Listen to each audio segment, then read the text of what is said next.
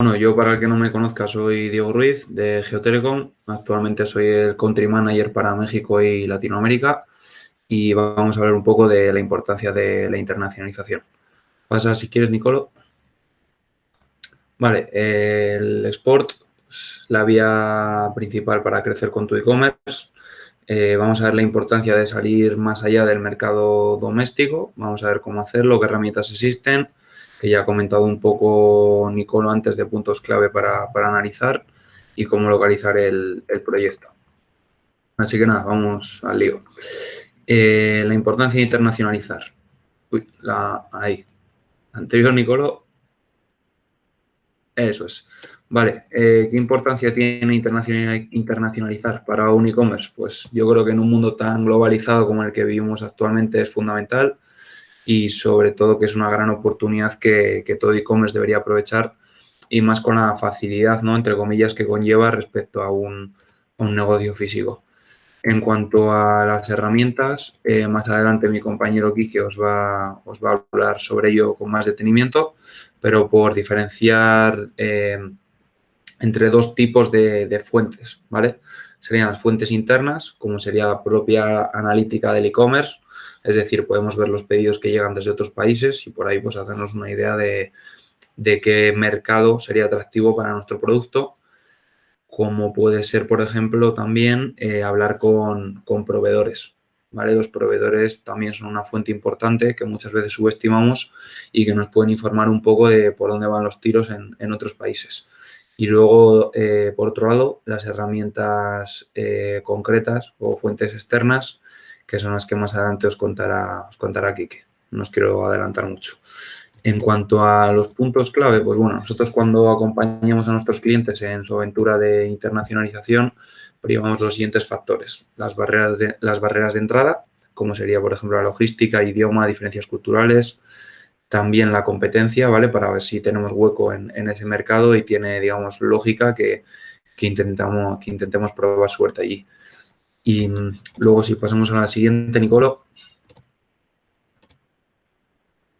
Vale, por ver otra serie de puntos, ¿vale? Pues los idiomas, los dominios y los países en los que vamos a trabajar, los gastos de envío, la logística, los sistemas de pago que bien comentaba antes Nicolo, que son muy importantes, los aspectos legales, la competencia directa y el pricing dinámico, ¿vale? Tenemos que saber adaptarnos en precios a cada país, sobre todo pues ser competitivos y más en un canal, digamos, como es Google Shopping, en el que, bueno, pues sabemos de primera mano que el precio es uno de los factores que más mira el usuario, ¿vale? A la hora de, digamos, en esa comparación, pues decidirse por un cliente u otro. Otros factores clave que tenemos en cuenta como expertos en publicidad de pago que somos serían los costes de entrada y el CPC medio que se paga en ese vertical. Vale, siguiente, Nicolo. En cuanto a las oportunidades, pues bueno, todo proyecto internacional cuenta con una gran serie de oportunidades, pero también presenta retos o dificultades. Por aclararlo, internacionalizar, ¿vale? No es salir a otro país y ya. O sea, hay que localizarse, hay que saber adaptarse el idioma. Por ejemplo, el francés belga no es igual que el francés suizo, entonces, bueno, pues hay que saber en qué mercado nos metemos y cuáles son las particularidades de cada uno y cómo adaptarnos. El tono del mensaje también cambia, la usabilidad del sitio web puede ser distinta, los métodos de pago, todo esto, ¿vale? En cuanto a la logística, los envíos y el idioma, pues bueno, los envíos son clave para ser competitivos. Al final suponen un porcentaje, digamos, que del precio que se va a ver repercutido y que tenemos que tenerlo en cuenta. Algunos productos también que sean voluminosos o, por ejemplo, envíos a países muy lejanos, perdón, pues pueden suponer una gran dificultad y es algo que tenemos también que valorar.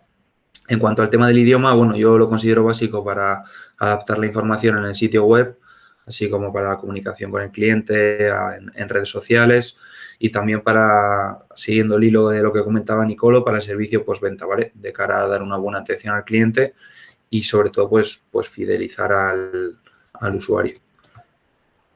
En cuanto a las oportunidades, si puedes pasar, Nicolo, a la siguiente. no son pocas, como vemos. O sea, una de las oportunidades sería el aumento de la facturación, hacer una mayor base de clientes, nuevas alianzas con pues, nuevos canales de retail, nuevos partners, también la mejora de la marca, ¿no? Al final, una empresa que venda en varios países, la percepción que va a tener el usuario es, joder, pues es una marca prestigiosa, es una marca que va bien, yo también me quiero sumar, ¿no? Quiero ser parte de ese progreso, entonces es también una parte importante. Luego también tenemos la diversificación del riesgo y de las ventas y luego la optimización de los costes fijos. Al final en e-commerce, como sabemos, contamos con unos costes fijos que, digamos, se pagan en el mercado local, ¿vale? Si nosotros conseguimos aprovechar toda esa inversión que estamos haciendo para vender en más países, atraer más volumen, pues al final esos costes fijos van a reducirse. Aunque en cierta manera aumenten, ¿vale? En ciertos países a la hora de internacionalizar, pero sí que está demostrado que al final pues, se hace un reparto mejor, digamos.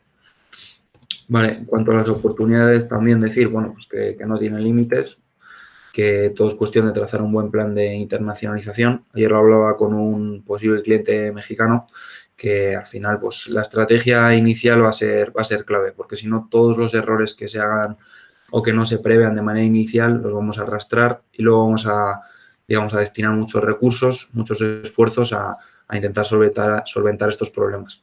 Entonces, por eso es clave, bueno, pues todo el análisis y la estrategia de internacionalización que hacemos al principio.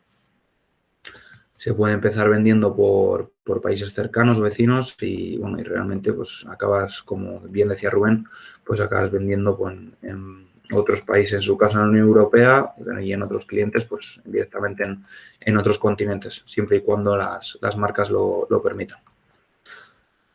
Y en cuanto al tema de la COVID-19, bueno, pues como todos sabemos, la pandemia afectó, ¿vale? Creo que a todos los sectores de la economía, ¿vale? Pero para el mundo del e-commerce no lo hemos visto como una traba, sino que al contrario, como hemos visto en numerosos informes, pues los datos siguen mejorando. En marzo, cuando estalló la pandemia, los primeros 15 días, que fue como a mitad de mes, si no recuerdo mal, pues fueron de mucha incertidumbre, sobre todo por las restricciones que iba a haber en tema de logística, ver un poco cómo se iba a comportar el usuario, ese miedo a la crisis, ¿no? A gastar, pero bueno, rápidamente vimos una tendencia al alza en la mayoría de los verticales, sobre todo por el tema del confinamiento, ¿no? Y el cierre de las tiendas físicas, como decía Rubén, y bueno, eso fue un poco lo que potenció ese alza. En cuanto a la internacionalización como un arma frente al COVID-19, pues bueno, yo creo que más que la internacionalización en sí, yo creo que el e-commerce es el arma clara, sobre todo para los negocios físicos que tanto han sufrido este año y que es clave para hacer crecer y escalar el negocio.